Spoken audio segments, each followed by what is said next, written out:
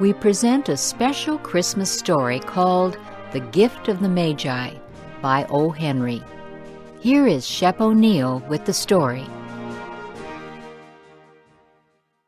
$1.87, that was all, and 60 cents of it in the smallest pieces of money, pennies. Pennies saved 1 and 2 at a time by negotiating with the men at the market who sold vegetables and meat, negotiating until one's face burned with the silent knowledge of being poor. 3 times Della counted it, $1.87. And the next day would be Christmas. There was clearly nothing to do but sit down and cry, so Della cried, which led to the thought that life is made up of little cries and smiles, with more little cries than smiles. Della finished her crying and dried her face. She stood by the window and looked out, unhappily, at a gray cat walking along a gray fence in a gray backyard. Tomorrow would be Christmas Day, and she had only $1.87 to buy her husband Jim a gift. She had been saving every penny she could for months, with this result.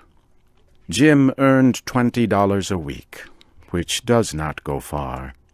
Expenses had been greater than she had expected. They always are. Many a happy hour she had spent planning to buy something nice for him, something fine and rare, something close to being worthy of the honor of belonging to Jim. There was a tall glass mirror between the windows of the room. Suddenly Della turned from the window and stood before the glass mirror and looked at herself. Her eyes were shining, but her face had lost its color within 20 seconds.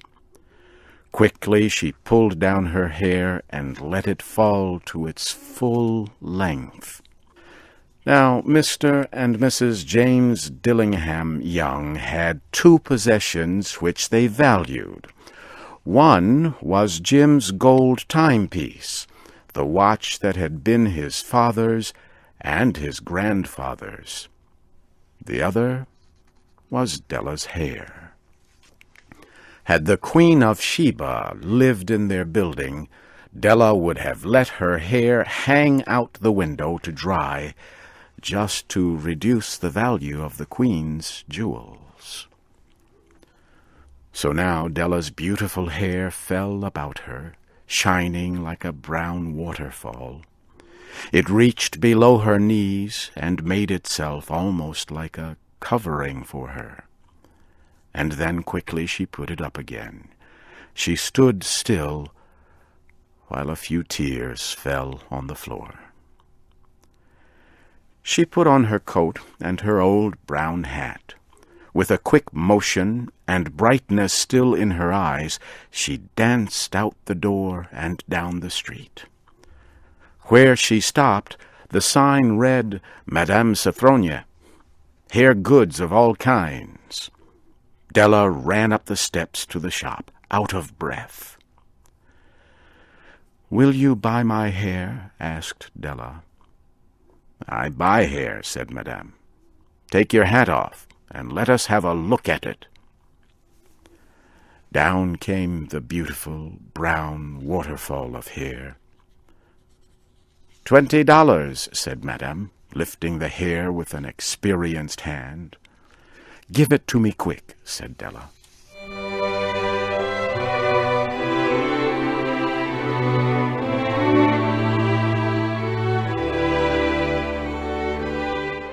The next 2 hours went by as if they had wings.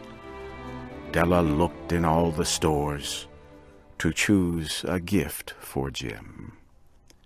She found it at last. It surely had been made for Jim and no one else.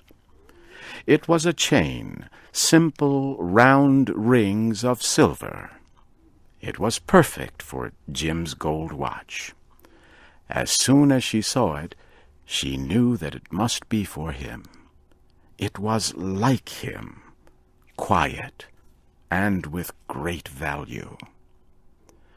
She gave the shopkeeper $21, and she hurried home with the 87 cents that was left. When Della arrived home, she began to repair what was left of her hair. The hair had been ruined by her love and her desire to give a special gift. Repairing the damage was a very big job. Within 40 minutes, her head was covered with tiny round curls of hair that made her look wonderfully like a schoolboy. She looked at herself in the glass mirror long and carefully. "If Jim does not kill me before he takes a second look at me," she said to herself, "he'll say I look like a song girl. But what could I do? Oh, what could I do with $1.87? At 7 o'clock that night, the coffee was made, and the pan on the back of the stove was hot and ready to cook the meat. Jim was never late coming home from work. Della held the silver chain in her hand and sat near the door.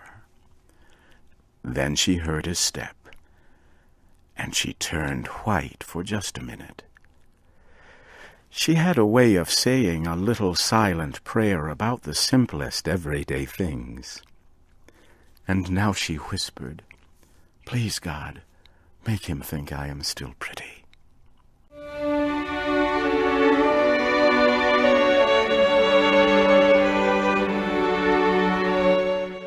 The door opened and Jim stepped in. He looked thin and very serious. Poor man, he was only 22, and he had to care for a wife. He needed a new coat and gloves to keep his hands warm. Jim stopped inside the door, as immovable as a dog smelling a bird. His eyes were fixed upon Della. There was an expression in them that she could not read, and it frightened her. It was not anger, nor surprise, nor fear, nor any of the feelings that she had been prepared for. He simply looked at her, with a strange expression on his face. Della went to him. "Jim, my love," she cried, "do not look at me that way. I had my hair cut and sold because I could not have lived through Christmas without giving you a gift. My hair will grow out again. I just had to do it. My hair grows very fast. Say Merry Christmas, Jim, and let us be happy. You do not know what a beautiful, nice gift I have for you." "You have cut off your hair?" asked Jim, slowly, as if he had not accepted the information, even after his mind worked very hard. "Cut it off and sold it," said Della. "Do you not like me just as well? I am the same person without my hair, right?" Jim looked about the room as if he were looking for something. "You say your hair is gone?" he asked. "You need not look for it," said Della. "It is sold, I tell you, sold and gone too. It is Christmas Eve, boy. Be good to me, for it was cut for you. Maybe the hairs of my head were numbered," she went on with sudden serious sweetness, "but nobody could ever count my love for you. Shall I put the meat on, Jim?" Jim seemed to awaken quickly and put his arms around Della. Then he took a package from his coat and threw it on the table. "Do not make any mistake about me, Dell," he said. I do not think there is any haircut that could make me like my girl any less. But if you will open that package, you may see why you had me frightened at first." White fingers quickly tore at the string and paper.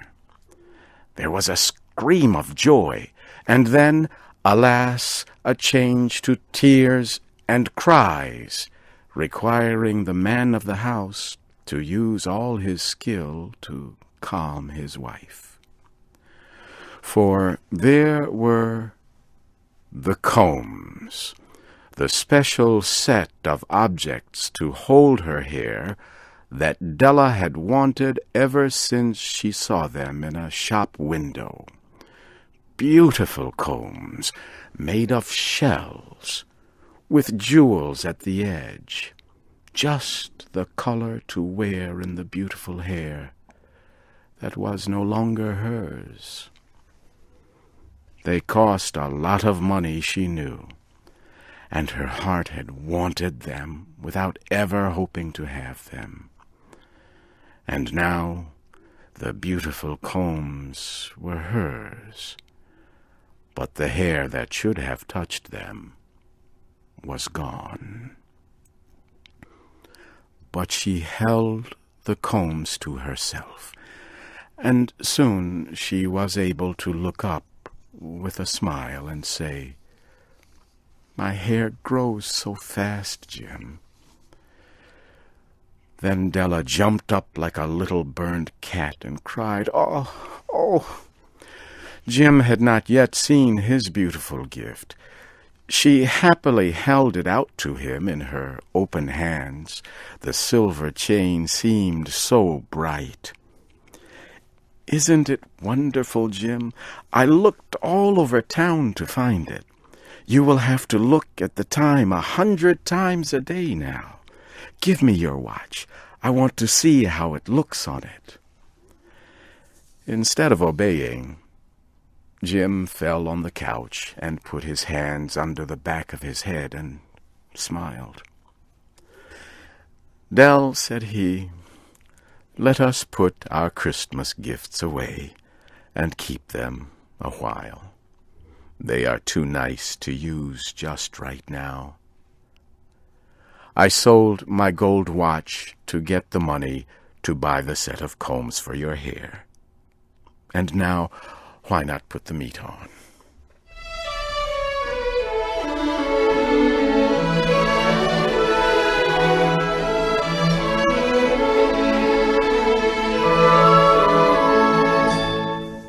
The Magi were wise men, wonderfully wise men, who brought gifts to the baby Jesus.